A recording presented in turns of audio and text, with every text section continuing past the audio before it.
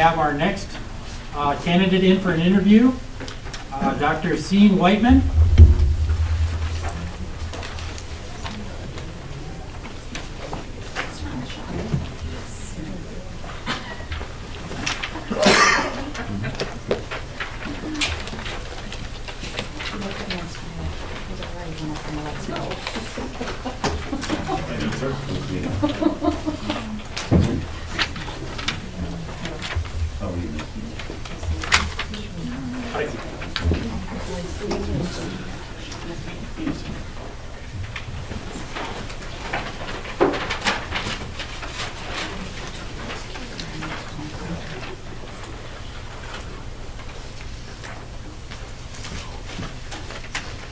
Good evening.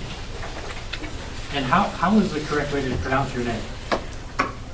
My name is actually Wightman. I have a twin brother named Sean. He is, there's a long story, but just to kind of summarize it, my mother did not know she was going to have twins at our birth, and I didn't have a name for about 3 days until my mom decided that she liked Sean Connery, so I got the American version of that name. So, and my brother got that. But his is spelled S-H-A-W-N. All right. Good story. Well, thank you for interviewing with us tonight. You're currently the middle school principal at the Wajiak Union. So again, audience, I hope you had an opportunity to fill out your feedback form. Pat, where do you want those? I have an envelope here. They just give them to me. I'll put them in the envelope. Terrific. You can give them to our consultant during the next break. Hopefully you grabbed another form and able to fill out a feedback form for this interview. I've never interviewed a doctor, so doctor? You can call me my scene if you would like. That's Okay. fine. It's the only way you would like. It's Okay. Well, we've had an opportunity to review your resume, and you were selected for interviews, so we appreciate you being here tonight.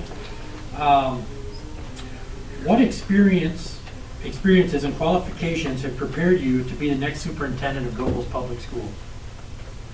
First off, I'd like to thank everybody for bringing me here. It's exciting to be in this community again. Also, I've been, when I first started teaching, I taught in Bloomingdale, Michigan, which is not too far away. This was the community that everybody wanted to emulate, so I wanted you to know that. Also, I want to thank for everybody who is here currently to be here for my interview. I know that there's a lot of things that everybody has on their agendas, and I do appreciate you coming to listen to me. However, based on my qualifications, you can see that I've taken a lot of time and energy and put it towards my preparation for this particular role and this important role here in the district. I recently completed a Superintendent's Academy through the Michigan Leadership Institute to help prepare me for this important role. In addition to that, I've sought out advanced degrees over the course of my career as an educator. Believe very strongly in self-improvement and improvement, constant and continual improvement. I have a doctorate in education policy with a minor in school finance. I also have an education specialist degree and education leadership. And also I have a master's in teaching and also a bachelor's in education and teaching as well. I've taught for over 27 years. I've been in education for over 27 years, I should say. I've been an administrator for over 5. I've been in, at the K-12 level, whereas a lot of your other candidates may not have that experience. I have practical experience also as an educator in terms of my leadership roles that I have pursued over the course of my career. I've been a school improvement chair for 3 cycles of accreditation. I've also served as a buildings and grounds chair, a union rep for about 15 years. I've negotiated contracts. I've also developed and helped support bond proposals in getting those passed. I've oversaw and overseen those programs and services and upgrades being completed and finished over the course of my career. I'm a curriculum district chair for the K-12 district with which I currently serve. I've served as a fine arts district chair as well as a fine arts coordinator. I've served also as a district Title IX coordinator as well, which involves dealing with harassment and things of that nature as well. So I've served in a variety of roles and capacities to prepare myself for this important role here. I'm, again, excited to have the opportunity to share that information with you further. Terrific. Well, we appreciate it. So we'll kind of, all the board members tonight will ask a few questions to get around. We'll move on next to Vice President Joe DeYoung. What are the important issues in creating a good board-superintendent relationship? And how do you facilitate that relationship? How will you communicate with this board? Well, one of the most important things that you need to do when you are working towards building a relationship with the board is actually being transparent, being honest, and making sure that you're communicating effectively with each and every one of the board members here, and making sure that the information that you're providing them is the most up-to-date and current. That includes state and federal information that you should be aware of when you are setting and establishing new policies for the school district and serving the best interests of the families and the students here in the district as well. While doing that, it's very important to also get to know each and every one of you so that we know and I know what your constituents that you're representing. Each of you have a demographic of the community that you represent, and to know what that demographic is and what your expectations are for moving forward as a district. The important thing too is to make sure that when you are communicating that you are also sharing that with all the other board members so that it is a transparent conversation, so everyone is aware of where everybody's agenda is in terms of what they believe is important for their group that they're representing. That's done in a lot of different ways. Through individual meetings that I would schedule with each and every one of you on a weekly basis. Also in meetings where you have more than a couple members present together. So that way it would save your time and also the time that you have working with me. We have to be careful not to violate the Open Meetings Act with having more board members present because again that's against the state policies. But in terms of how I would go about communicating with you, I would provide you with weekly packets of information about the district and the happenings that are occurring here within the community, also in our school community. I would also provide you with information about the concerns and things that are happening at the state level, so that way you would be aware of what is happening that could potentially impact Gobles Public Schools, and also at the federal level that does have an impact. A lot of times you would have to be aware of and how things are going to roll out or potentially could be rolled out that will have an impact on our students here in our school system. That would be also done through email, text messaging, in addition to that, phone calls and individual meetings and conversations. So it's real important to establish that strong working relationship with you. The other thing too is we would need to understand what our roles are as a team. It's important for us to know what the expectations you have of me for you, and also I may have needs that I may have to ask of you as board members to help you keep me informed of things that you're aware of around going on in the community as well, that you would know more about than myself. It is important to have that kind of transparent dialogue and consistent dialogue. Great. Thank you. Next, we move on to Secretary Ms. Martin. Tell us what budget development process you use or would use, and how the process works to gain broad support for the final results. Well, I would make use of a zero-based budgeting process. That can be done monthly, it can be done quarterly, it can be done semi-annually, it can be done annually. And what that process is very simple. You have 3 pots of money or places where you would place your money. The first pot would be where you would spend your expenses or your expenses that you have for your district, which is typically tied up with your staffing. 80 to 85% is going to be tied up in your staffing. Then what you also want to look at very closely as well is you want to make sure you have some funds that you put aside for rainy day and have a savings, some money set aside in there. And I do know that your district is very healthy in terms of its fund equity. You have about 20% or a little more than 20% fund equity available if you do have an emergency situation. The other thing is you're going to want to look at your debt that you owe to pay off those debts. And sometimes if you can pay debts off early, you can save a lot of money for your community. You can also save money for your community by refinancing some of your debts, which with the finance rates that are currently out right now, that may be something that you've already pursued, but it can also save a lot of money for your taxpayers. I'm very well aware too that your district, and I'm not sure if it's this year or it's already been passed or has been voted on, you do have a sinking fund, which does help pay for capital improvements, which does not come out of your general fund, which is important to have because then you can utilize that general fund money in your classrooms and in your buildings.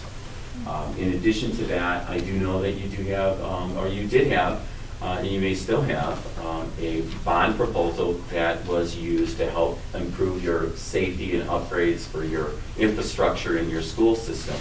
So that way, again, you can utilize your general fund monies to better impact your schools and your student learning happening in the classroom. So that's how I would utilize that money, but I want to say, Melanie, being a treasurer, you do know that there are certain ways you generate revenue for your school. And enrollment is one way and the major way that you generate revenue for your buildings and your district. And I do know, I'm noticing, again, doing my research, I've noticed that you had about 39 fewer students this year than you did in the previous years. And there could be a lot of reasons for that. And a lot of the potential reasons would be have to do with the COVID outbreak and options for families that may not necessarily work. There's also categorical funds that you do receive from the state and federal government that does help supplement your programs. And then you also have your bond monies that you utilize that I already mentioned. You've done some research.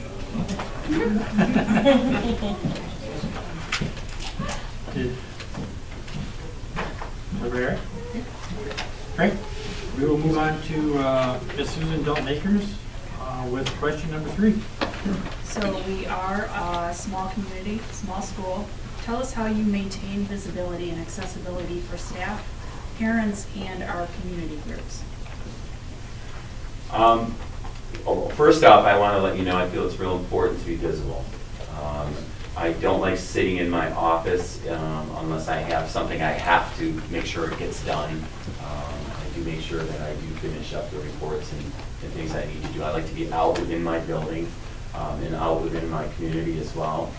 So my teachers can come in and my staff that I do have can come in and see me at any time my door is open. I do typically leave my door open for conversations because I feel like that just lets people understand and know that I'm accessible to them. I also accommodate my parents, so if there is a need for a parent to meet with me after school hours, I just recently had a meeting at around 5 o'clock yesterday to accommodate a family because they're working families. They can't always get here during school operational hours. So I make myself accessible to the people who I'm serving in the communities with which I work in, so that way they can come to me with concerns that they can share that are important to them. In addition to that, I think it's very important that you attend events. I told you I was a district fine arts coordinator. I'm also the performing arts coordinator for the current district at which I'm currently working. And I attend all our evening events, all band concerts. We do have a spring and fall concert, fall play and spring play that I attend as well. I feel very strongly about that. I have an art background. My mother is an artist and art teacher. I also had served as an art educator in my past as well. So I feel very strongly in developing the whole child educationally and to provide opportunities for those students. But I do attend all those evening events. I've also played basketball and I played at the collegiate level. My daughters are also volleyball players that played Division I volleyball. We have a 9-year-old daughter. My wife and I have been married for 27 years, so I know it's a big gap there. But we have a 9-year-old daughter who's also involved with athletics. I feel very strongly about that. I believe that it does teach you a lot of great things to help make you prepared for life. But those are some of the things that I have done. In addition to that, I am a KFC member, a Knight of Columbus member. I am also an active Lion in our Sister Lake Lions Club. Great, thank you. Next, we'll move on to Ms. Erin Phillips with a question. Do you have any experience with alternative funding sources? Well, right now, that's something that we've been pretty fortunate to receive a lot of additional resources for our schools with the ESSER monies and the COVID monies that have been provided to us. But I also seek out partnerships and have sought out partnerships with local community businesses as well as colleges. Most recently, I have a partnership with the college that is right near our school facility, in which we bought, or I helped bring esports to our middle school program to provide another opportunity for those students that aren't necessarily interested in playing athletics or aren't necessarily interested in some of the clubs that we offer after school. So that I brought in a lot of extra revenue for that as well. I've written a lot of grants to help bring in additional monies to our school. I've recently written a grant to bring archery to our building through the DNR, and also through our foundation mini grants that we have in the current district that I currently work in. I've also built partnerships with businesses to help have our students go and have cooperative learning and also cooperative business experience as well outside in the general public. So work-based learning programs is basically what it is here. Thank you. Next, we'll move on to Mr. Justin Burrs with a question. Hey, how's it going? So how do you take the pulse of your present community? So in your current community, how are you making sure your finger is on the pulse of both teachers, students, community, the whole package? Justin, it's really important that you have conversations with people in public. You have to make yourself available so that way you can have conversations with people. I do attend a lot of our after-school board events, and I do have conversations with a lot of the broader community members that share concerns. In addition to that, you want to survey your community members as well, your school community. As superintendent, it's important to know not just your school community abroad, but also your teaching staff and what their thoughts are and how things are going and the things that they think that they need to do their jobs. In addition to your administration, you're going to want to find out what their thoughts and beliefs are, and this is what I have outlined in my 90-day plan as a way of getting to know what the needs are for the district, in addition to kind of communicating that and talking with you as board members. In addition to that, you're going to want to find out what your students are thinking, what's going on, and what their needs are as you move forward in building your strategic plan as you're moving forward as a new community or a new district or a district. You want to know what those needs are and find out if those needs can be met immediately, or find out what your immediate needs are, find out what your intermediate needs are, and then find out what your long-term needs are for your community and what their objectives and goals are. And again, that's built on those types of conversations and that information and that data. And then once you have that done, you can get a better sense of what your community is about, and also find out what the culture is like.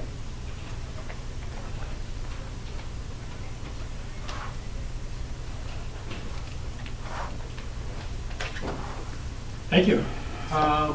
Next question.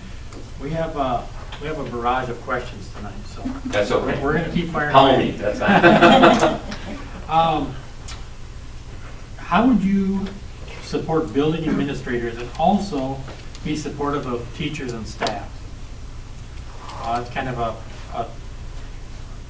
in the middle type of a question. How do you support administrators and your teachers at the same time? I believe if you're open and you communicate effectively and you have a lot of dialogue, you're going to have everyone who is working together towards that common goal that you have set for your district. And I believe if you can have that kind of culture that you've established, then you're going to have that kind of those needs will be met inherently through your leadership and also through your collaboration with your union leadership and your teaching staff with building leadership. So it's going to need to be done through over a period of time, and I know that Gobles does have a very good relationship with their teaching staff and as well as their administration. At least that's been my experience in my knowledge from my years of being around this community. It may have changed. I mean, I know that the pandemic has created an environment where you try to meet everyone's needs, and I know as a building administrator that it's very difficult to do that. I think as a board too, you're trying to manage and meet everyone's needs. It's very difficult to do. But listening and having those conversations and having your open dialogue, you will be able to establish that kind of culture where people will be able to trust each other and knowing that they have their best interests at heart. I have worked in environments where there has been a disconnect at times, but once you establish that kind of dialogue in that community and having those types of open conversations that are difficult sometimes to have at times, you know where each side is at. But I guess what I'm going to say to you is that I think it's important to maybe make sure that we all have that open and on the table, so that way there is no one who's going to feel left out. Great, thank you. Next, we'll move back to Vice President DeYoung. The values of a leader. Values of a leader are the foundation for decisions made and greatly influence the direction of an organization. This will also impact what our students are exposed to. In the last few years, districts have encountered unique challenges such as CRT, critical race theory, DEI, diversity, equity, and inclusion, and COVID-19. So in your capacity as a leader, how have you addressed these with your students, staff, and community? I'm going to ask you to repeat that, Joe, if you don't mind. So we're talking about values, how they influence the direction of our organization, how important they are. That also impacts what our students are exposed to. In the last few years, districts have encountered unique challenges such as CRT, critical race theory, DEI, diversity, equity, inclusion, and COVID-19. So in your capacity as a leader, how have you addressed those with your students, staff, and community?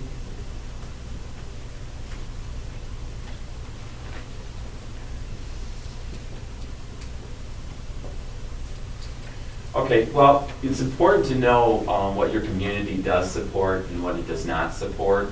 I think also when we were serving as a superintendent, you need to make sure that those values are things that you are going to be emphasizing in your community as well as your schools. But there are levels with which you have to also provide equity and inclusion for those students that do not share the same values as the larger community and group. And that's why we have to make sure as a community that we do respect those. You may not always agree with people, but you can respectfully disagree on ideas and concepts that don't necessarily fit the mold of the general population of the majority in the community.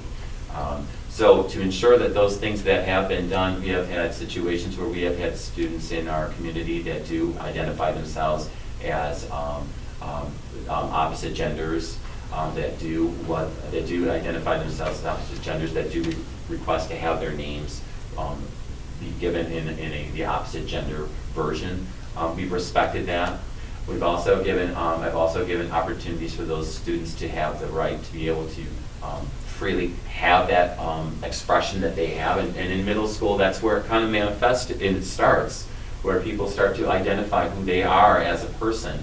So it's real important to be able to respect those, and it's important to teach that within your school community, so that way other people can accept those people who are not necessarily in that larger group and norm group. It's important to respect the rights and dignity of all peoples, regardless of what they believe in and also who they identify themselves as. But that does not mean that you do not have an identity as a community either. I think that it's important to say, well, we respect the rights and ideas of others that are in our community, but we also believe these are the values that we have as our school and our district. This is what we believe strongly in. And again, it's going to be dependent on what your school community level of beliefs are at and what their values are. In terms of the COVID-19 pandemic, I know that almost every school board in the state of Michigan and this country has had to deal with the mask mandate issues that a lot of schools have had a lot of controversy over. And again, it's a situation where you can't always make everyone happy, but you want to do what's right for the broader community and for what's in the best interest of everyone. And again, you'll have people on the opposite side of the fence that disagree, but you also have to explain your side of why you're choosing to do things at this time based on the best information that you have available in the place where you are right now at the time that you're in. And there's a lot of things that happened that probably could have been done differently going backwards, but at the time, that was what we knew, that was how we approached things, and that's why we made the decisions that we've made in terms of how we handle our protocols and procedures in our buildings. And again, it comes down to what your community values, what is important to them. And unfortunately, you're going to have people who are going to oppose each other, but it is important to listen to the other side of someone's perspective, but also explain why you're doing what you're doing. And also accept that and take ownership for why you're doing it. I think a lot of times there are situations where people may not necessarily want to accept, this is the decision that we have made. I'm sorry you disagree with it, but at this time, this is how we're going to be moving forward. And I respectfully understand your viewpoints. It's also important, too, to keep people informed and have people come in and give you facts and information that is really relevant so that you can explain your side of things. I think sometimes, we just tell people and we don't really give them the facts to support why we made those choices. I think it's important to be transparent. Good answer. Next question will come from Secretary Martin. What vision or plan did you set in your past position, and did you succeed?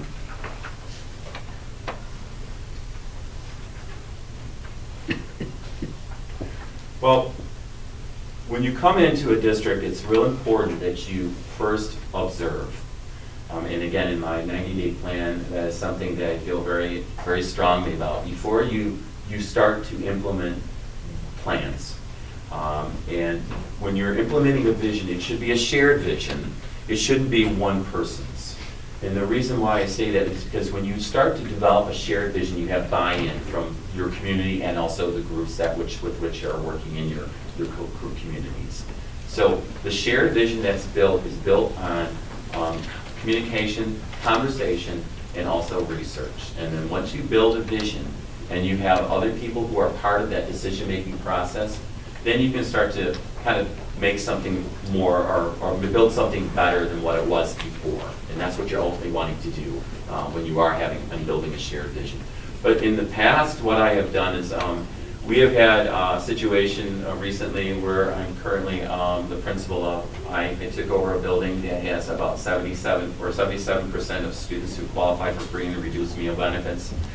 We had a lot of concerns over behavior, because that was what was the emphasis in the building, is dealing with student behavior and not the learning that is occurring within school. I knew that that was something that needed to be addressed, because you cannot educate and teach children if the primary focus is on monitoring and observing and also dealing with difficult behaviors that are happening in the classroom. So what we did is we built a robust model of a PBIS program where we have positive behavior intervention supports we put in place. And that was done through collaboration with staff of developing expectations for our classrooms, also our large group areas and common areas in our building, in the hallways, cafeterias, bathrooms, and also in our gymnasiums, our performing arts center. And once we established our expectations for what we want our students to do in those environments, including our classrooms, we ended up developing a matrix, and we communicated that and educated our students on those expectations. And then we reward the positive behavior with a lot of our school store rewards program that we have. We have Heroes tickets that we provide students on a daily basis from our staff for doing the things that we ask them or ask them to do in our classroom, but not just that, just the demonstration of knowing what it would be or seeing what it's like to be helpful in the classroom and recognizing that authentically to a student. And then other students start to pick up on that.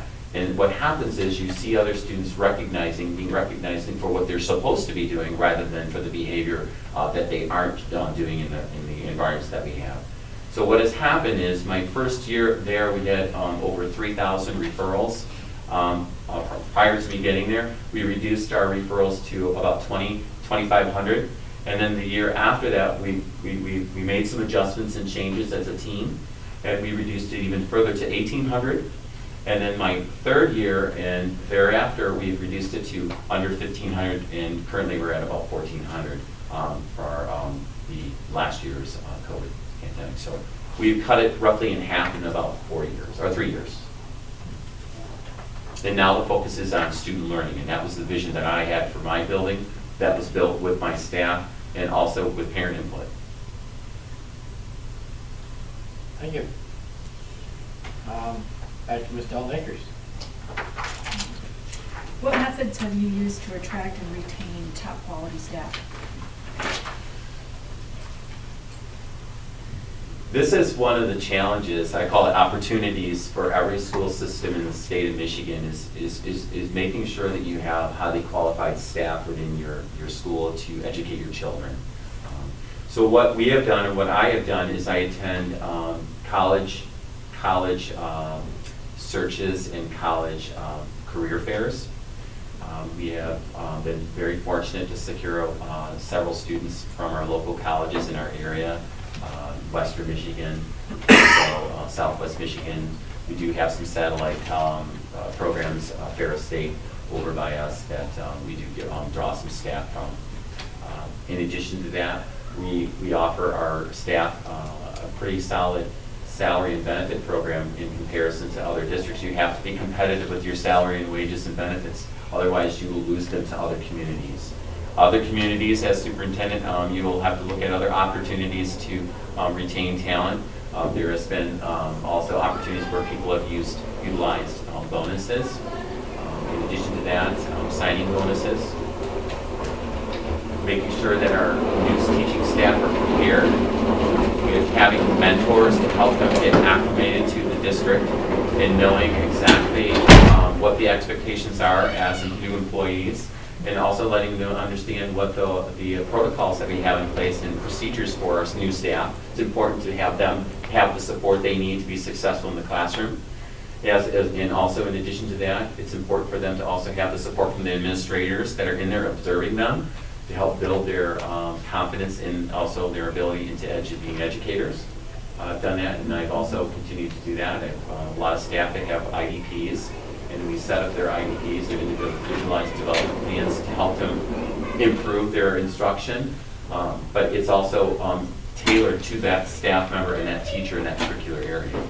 So it's important to have that a part of helping support your new teaching staff. And if you get veteran teachers as well that come to us that aren't familiar with how our district operates, to have that kind of support for them as well with another veteran mentor that they can help get them a little bit more quickly acclimated to the new community and system.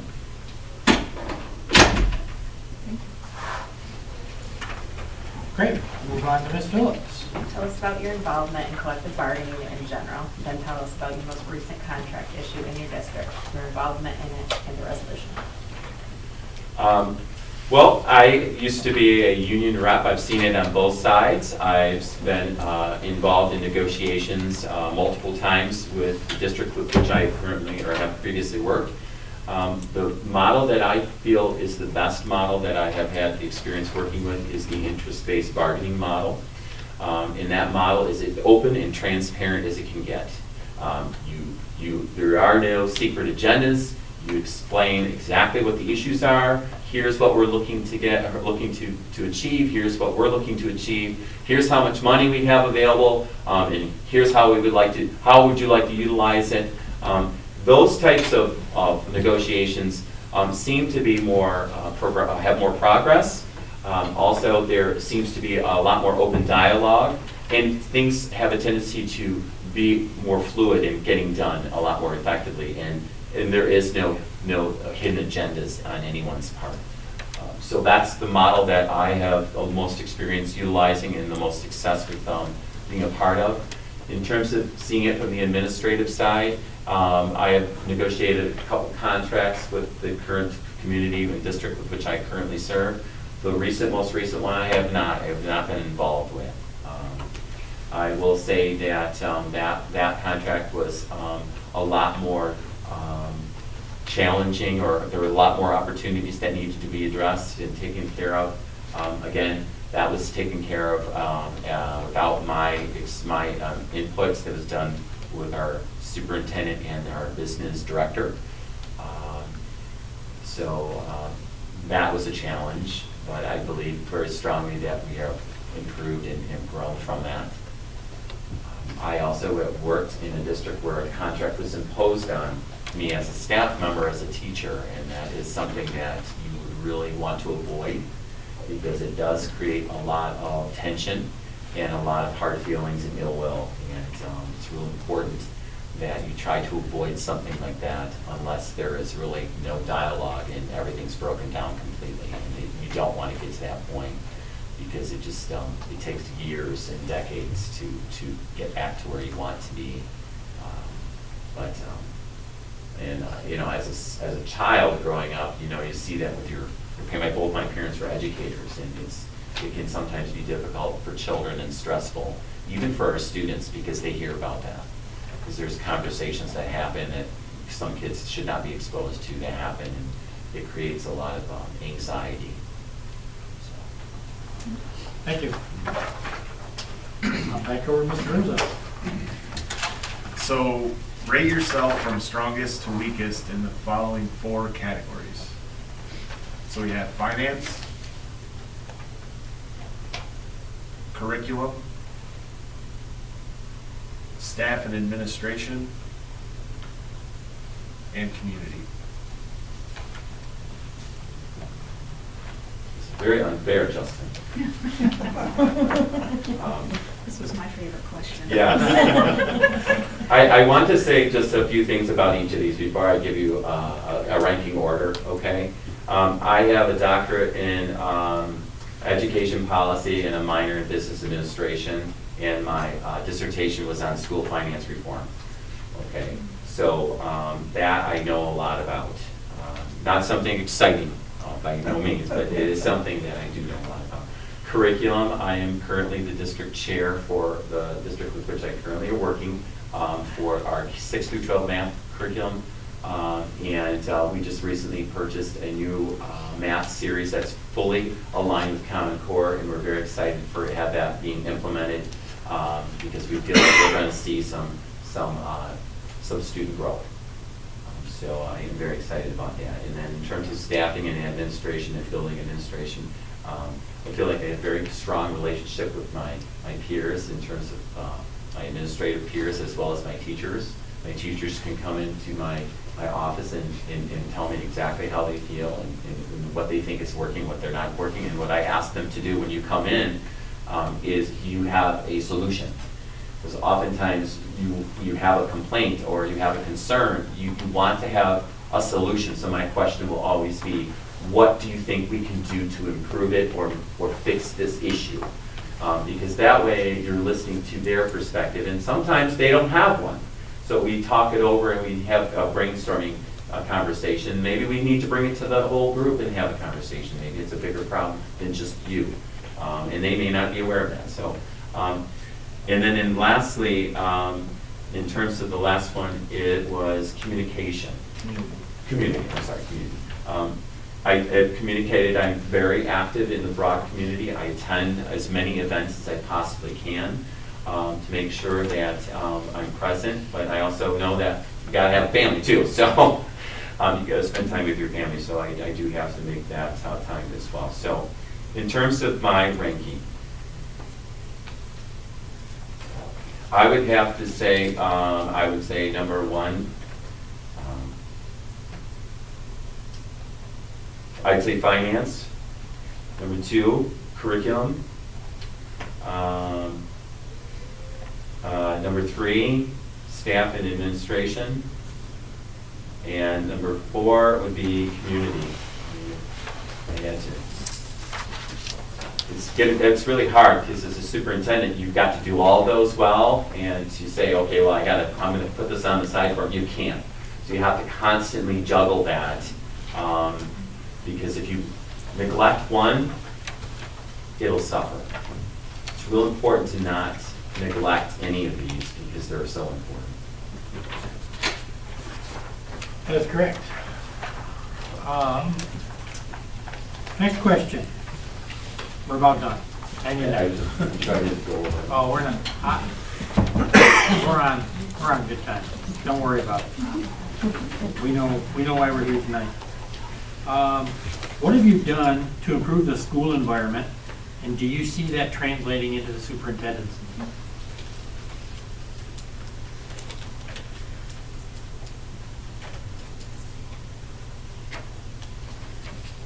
Well, I've already mentioned the PBS program that we've implemented, that I feel like we have really made a lot of growth in terms of our focus for our school and our district. I feel very, very good about that. Another thing that I wanted to tell you is that when I first became an administrator, there was a school system with which I had worked that was a targeted school. And what that is a school that receives a label from the state for underserving a particular demographic or population. And one of the areas that we were targeted for was our African American student population was underperforming in comparison to our other groups. And that was when I first came. I had no knowledge that this was going to happen. That label was given, and then what we did is we immediately laid the framework and started to build a plan on how to address those students' needs to make sure that they're being successful or will be continually successful, not just in the classroom, but also within the community and also in our school community. So what we did was we went to a program that I feel very good about, and it's called the African American Student Initiative. And it is a program that helped our staff that I brought to it, and we selected a member from each of our departments to go to it to share back what we've learned. But what it did is it taught us how our viewpoints of the students that we have in our classroom may have an impact on our expectations for their success in our academically and also socially. So it helped us alleviate some of our biases and underlying beliefs in a family that may have been in the community for a long period of time. And what it helped us establish is that relationship piece that we were missing. Because really, that was what it really boiled down to, was we didn't have the relationship that we had with our students and our African American students that we did have with some of our other populations. So what we did is we made a concerted effort to educate our staff on how we can improve that. So we would go to these monthly meetings, and it was over the course of a year and a half. And we would bring that back to our staff through our staff meetings. And then we would share some of our knowledge and understanding that we gained from those meetings. And after 1 year, we were able to improve our students' academic growth and improvement academically, where we were no longer a targeted school for that demographic after 1 year. But implementing just some of those programs, but we continued to do that over the course of 2 years. So it's important to meet the needs of all your students, and I say that through an equity lens, because not everybody needs the same thing. So it's real important to recognize that equity and equality are two different things. Equity is you give students and people what they need, and equality is everyone gets what everybody gets. Thank you.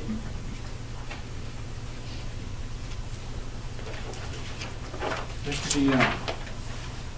Last one. In regards to student achievement, how would you raise standards and expectations in our district?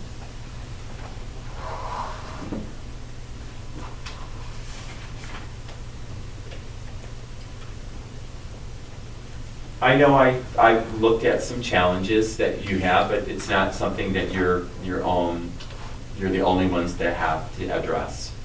But when you are looking at student needs, academic needs, and trying to raise academic achievement, you have to do your research and look at what is the reasons why they're not successful.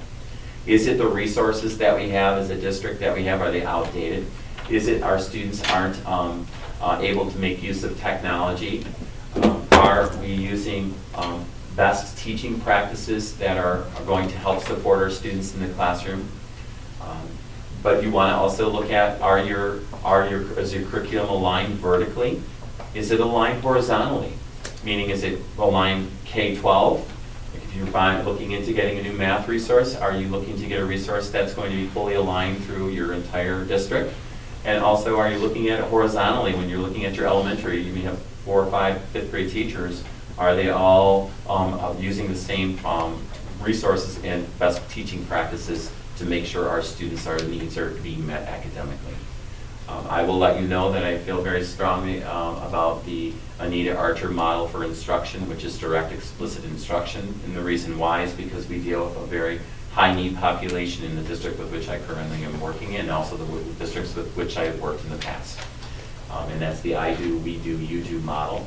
I also believe very strongly in Marilyn's Brooks model as well, which is also similar to Anita Archer's. But how does that get done? Okay, you have to have dialogue with your teaching staff. You have to get their knowledge and input of what they feel is working and what isn't working. You got to know those things. And the other thing you'll need to do is, you have a curriculum director, is have conversations with your curriculum director and find out what they're seeing and what they're doing to see what we need to do to improve. You also want to look at best teaching practices and what has the highest effect size on student achievement. And that's John Hattie's research. You want to look at those things to make sure, are we doing those things to help improve our students academically in our classroom? Are we putting our money in the right places to help provide those supports for our students? The one thing that communities are needing to do more so now than ever before is they're needing to address learning loss. We have kids that have over 2 years of learning loss, and if you think about that, a 4th grader going into 4th grade academically could be technically a 2nd grader coming into a classroom. And are you teaching the same way you did as a 4th grader as you've been doing prior to the pandemic? These students now, a lot of them are behind. So how do we address that learning loss? It could be through additional programs and services with tutoring after school. Maybe you have before school tutoring. You could also address learning loss through summer school options and programs for families who do have students that have a need for that.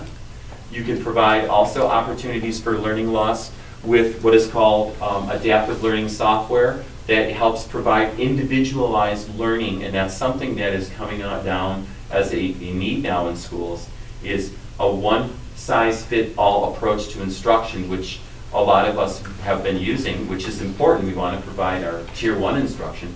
It's not going to meet the needs of all of our students. You have to have an individualized learning academic program for each student. And there's a lot of technology out there that can meet that need, so that teachers can meet with individual students and let those kids continue to make progress on their individualized learning, so that the teachers can also meet with kids that really are behind and meet those students' needs, so that way they can do their job to help those kids get caught up. And I want to emphasize here too, folks, that you cannot take the place of a teacher in terms of what they provide a student academically. You can't put in place an adaptive learning software. It's a proven fact. All the online courses that kids are taking nowadays, the majority, 99 or 90% or more, are failing. And it's because you don't have that individualized attention that a teacher provides, that can only provide in diagnosing what that student needs. And I have done that, and I will continue to do that. And if you look at the data that I have, you'll see that the longer our students are in with our school, starting in 6th grade, that the gap is lowered, and I like to call it that how the roof gets nailed back down. Okay, so when the kids come in, the roof's off, then we nail back down, and by the time they get into high school, they're ready to be they're ready to take on secondary curriculum at that level. All right, thank you. So Doctor, we appreciate your interest in our superintendent position here. So as we wrap up here for the night, what drew you to apply for our district superintendent position? And give us any closing thoughts you'd like to share. Sure. Well, my wife and I are career educators. We like where we live. We have a young daughter. We also grew up in a very small community similar to the size of Gobles. We grew up in a farming community on the east side of the state, very small one, that values hard work, family, faith, education, athletics. It also values excellence, but hard work is the main thing. And I know Gobles community is a hardworking community that has all those values, and that's where we want to raise our daughter. That's what we want for our child, just like what you want what's best for your children here in this community, we want that for our daughter as well. So that's one thing. We can be selective where we want to go. I know I have a lot of years left, and so does she. But we do know that we do want to have community experience and opportunity for our daughter to be raised in a valued community similar to this. Secondly, I know that Gobles is an excellent school. It always has been. You have very high expectations for your students. I know that there have been times where places have had disagreements, and I'm sure that your community has had the same thing that every community has had to go through. But I do know that this community has gotten through everything that they've been faced with, and that's something to be said. I also know that you value your schools by the millages that you have passed. The schools are the center of a community, and I know that Gobles Community Schools is the center of this community. It's a very prideful area. You've got a lot of history here and also a lot of success. You support the arts, you support academics, and you support athletics, and you want what's best for your kids. So that's why I was interested in wanting to come to Gobles. The other thing too is I feel that everything I've done as an educator has brought me to this table here today. You had stated in your criteria for your next superintendent, you wanted to have someone that has leadership skills. You want someone who's collaborative. You want someone who values their staff. You want someone who's responsive, that gets things done. And if you call any of my staff and people in my community, you're going to find that that is the case. The other thing, you're looking for someone who's a positive team leader, someone who's a visionary, that can have, and I like to say, have and build a shared vision. Someone who has background in curriculum and finance. I have all that. These are things that I look at when I apply. I don't apply for things that I feel like that's a good fit for me. So the last thing I just want to say before I leave, and there's an African proverb that goes something like this, and I have a friend of mine that I really do admire that has this at the bottom of her title and name. And it goes something like this. If you want to go fast, go alone. But if you want to go far, go together. And that's something that I've always done, and I will continue to do as superintendent no matter where I go and whoever chooses to select me. So I want to thank everyone for giving me the opportunity to come to visit with you. I know this is an important decision, but I also want to let you know that I appreciate you giving me the time to share with what I had to say, and I appreciate everybody staying here for the whole time. No one walked out. Well, Doctor, we appreciate you interviewing with us. And as you know, we're interviewing a number of candidates. If you make our finalist cut, we will be in contact with you. So we appreciate your time. Again, to the community members here, I hope you had another form you were filling out while he was interviewing. We are going to take another 10-minute recess. And at this time, you can turn in your forms to Mr. Krieger. Thank you. Thank you.